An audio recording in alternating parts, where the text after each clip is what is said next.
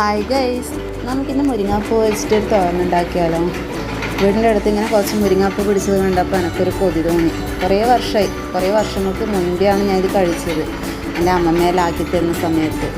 ഇപ്പം പിന്നെ ഇതായിരിക്കും അങ്ങനെ അറിയുമെന്ന് തോന്നുന്നില്ല.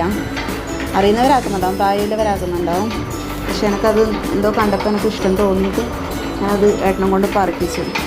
പിന്നെ വീട്ടിൽ 2-3 ഞണ്ടുണ്ടായിന്, കുഴഞ്ഞണ്ട്. അത് ഉപ്പും മഞ്ഞൾപ്പൊടിയും ഇട്ട് നല്ലപോലെ വേവിച്ചെടുത്തിട്ട് അതിൻ്റെ ഇറച്ചി മാത്രം എടുത്ത് വെച്ചിട്ടുണ്ടാകും. കുറച്ച് തേങ്ങ ചിരകിയത് 2 പച്ചമുളക് കീറിയിട്ടതും കൂടി അതിലേക്ക് ഇട്ടിട്ട് പാൻ ചൂടാക്കി അതിലേക്ക് കടുക് വറുക്കാനിട്ടു.